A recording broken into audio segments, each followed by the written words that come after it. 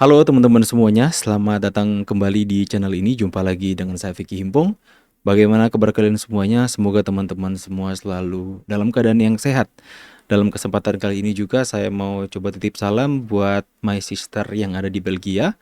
Stay safe di sana ya Kak Rina. Semoga selalu dalam keadaan yang sehat, selalu berhati-hati karena saya dengar di luar sana lagi ada storm ya, badai masuk musim dingin. Banyak pohon-pohon yang tumbang. Stay safe. Kalian juga di rumah tetap selalu dalam lindungan Tuhan. Amin. Video kali ini kita akan membahas sebuah hal yang sangat menarik, teman-teman.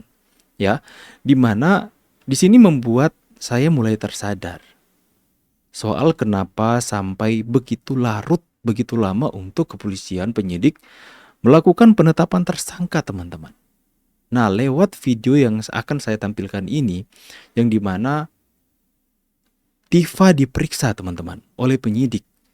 Padahal kan sebelumnya kita sudah tahu bahwa pemeriksaan saksi terlapor dari penyidik sudah selesai. Lantas kenapa ada pemeriksaan lagi? Nah, di sini ini asumsi pribadi saya, teman-teman. Membuat saya sedikit tersadar dan memahami kenapa sampai lama. Karena penyidik ternyata baru menyelesaikan 1 LP laporan polisi yang naik ke penyidikan, yaitu Pak Jokowi, laporannya Pak Jokowi. Nah, dan itu sudah selesai melakukan pemeriksaan saksi terlapor dan saksi pelapor, saksi ahli juga sudah selesai.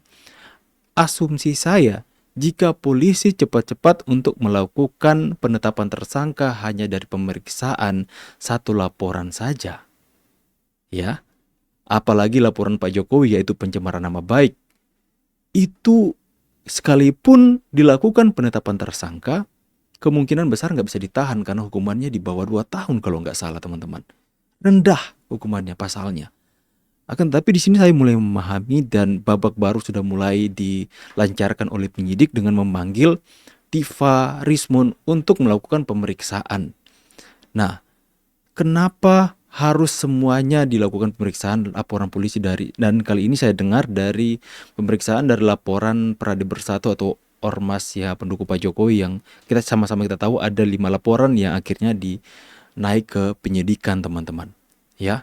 Nah, kalau misalnya sudah selesai semuanya dan saya pikir penyidik mau agar supaya pasal-pasal yang ada, pasal-pasal yang berlapis yang kita tahu itu dikenakan ke mereka.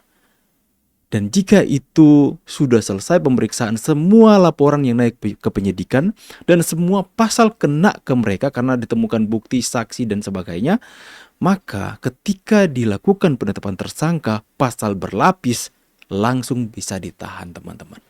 Saya mulai agak sedikit memahami, wah kenapa ini lama. Ya mungkin seperti itu alasannya. Kita lihat dulu videonya, teman-teman. Mengatakan bahwa ijazah sudah tidak di Polda Metro Jaya lagi. Sudah tidak ada di Polda Metro Jaya. Tapi sudah di Mabes. Karena sudah dilakukan pemeriksaan lapor. Nah, Ijazah itu sudah di Mabes. sudah lama. Oh bukan, itu kan lapor yang kemarin, yang tempo hari, itu kan lapor untuk Dumasnya TPUA. Betul. Yang memang Dumas itu membuat aduan masyarakat itu ke Bareskrim.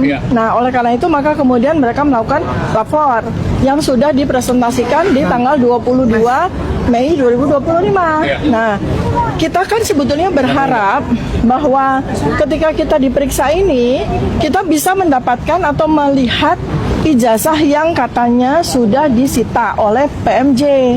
Tapi tadi dari pemeriksa, saya mendapatkan informasi yang buat saya mengejutkan. Ternyata Kaget ya. Polda Metro Jaya sudah melakukan laboratorium lapor kepada ijazah tersebut dengan nomor laporan yang ada di PMJ, gitu kan. Dan ketika kita tanya, loh, kenapa tidak declare? Kenapa tidak declare hasil lapornya apa? Kata mereka, ya agak juga gitu, belum ada kejelasan gitu. Jadi mereka bilang bahwa si ijazah itu ada di Mabes, bukan lagi ada di sini. Dan mereka bilang bahwa mereka sudah meminta untuk uji laboratorium forensik atas ijazah tersebut. Jadi kok seperti itu? Tapi ya kemudian kami sudah berketetapan bahwa kami tidak akan memberikan keterangan apapun karena nggak ada relevansinya ketika ijazah itu nggak ada. Ketika ijazah itu tidak ada di depan kami, yang nggak ada relevansinya bagi kami untuk menjawab apapun pertanyaan. Kemudian yang pertama adalah peristiwa ya Lokus dan Tempus yang tanggal 22 Januari 2025 Jakarta Pusat, di mana kami tidak ada yang terlibat ya. Saya sendiri ya itu nggak terlibat di acara tersebut. Mau ditarik sampai ke tanggal 30 April ya itu nggak relevan. Artinya ya perlu ada katakanlah serangkaian pemeriksaan, nggak bisa seperti itu gitu ya. Itu catatan saya terhadap soal ijazah. Kemudian yang kedua juga tentang betapa saya bilang begini ya, ini kenapa hukum itu di tangan polisi itu seakan-akan diperlakukan semaunya mereka gitu ya. Seperti Itu yang namanya wewenang ya Tifa. Mereka mempunyai wewenang untuk melakukan apa yang jadi maunya mereka. Namun juga penyidik, ketika itu sudah naik ke penyidikan, itu wewenang penuh setiap proses dari penyidik untuk melakukan hal ini dan hal itu. Bukan melakukan semua.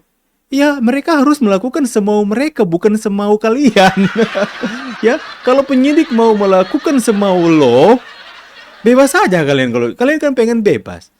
Tapi penyidik itu melakukan dengan cara independen, dengan apa yang mereka mau, dengan wewenang yang sudah mereka punya. Tifa, ya.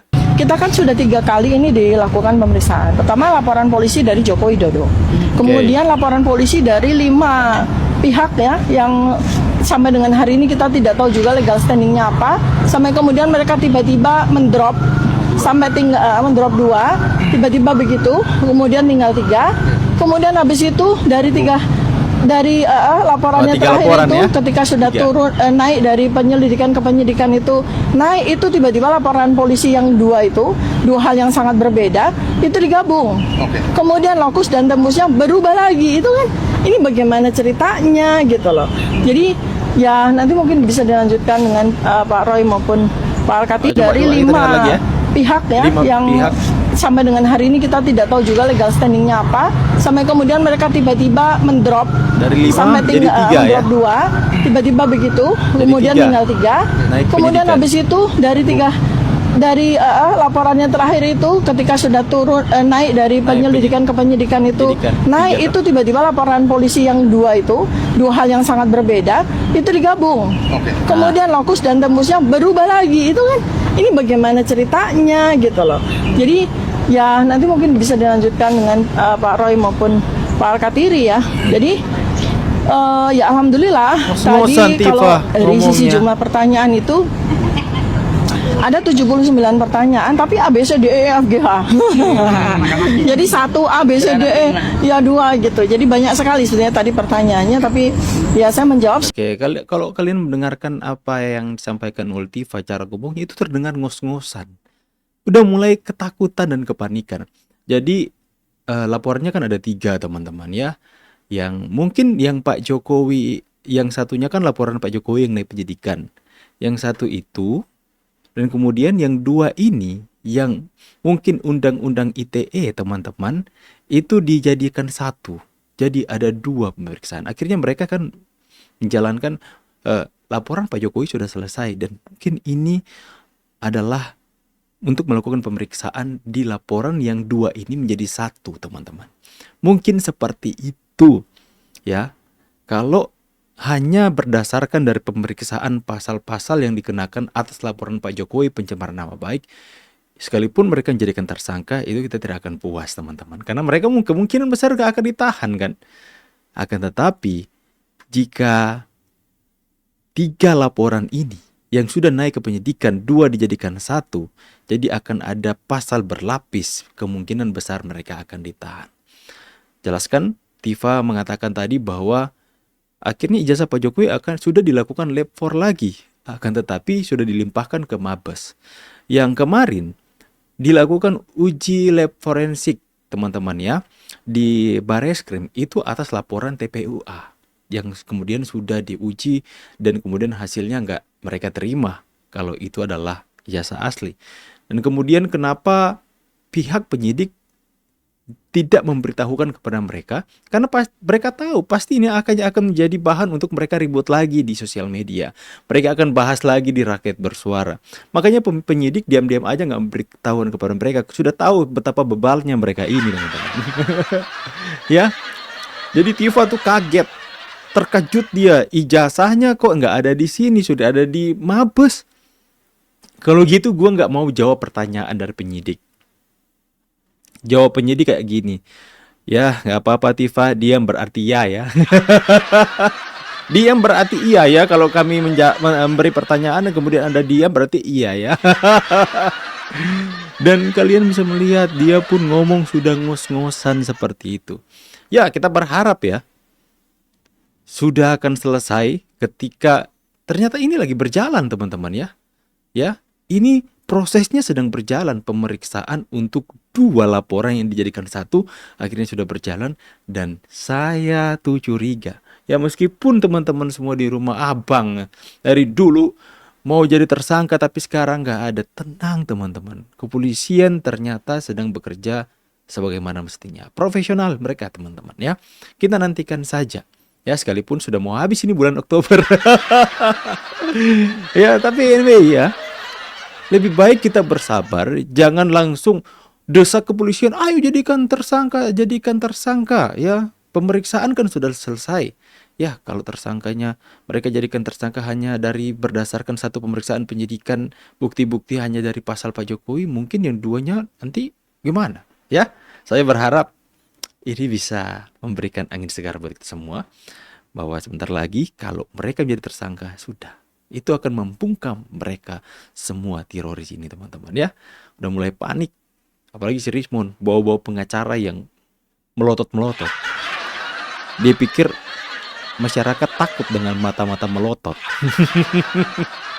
Ya teman-teman ya, semoga informasi ini bisa memberikan angin segar buat kalian semua. Saya pamit dulu, see you on the next video and God bless you. Bye guys.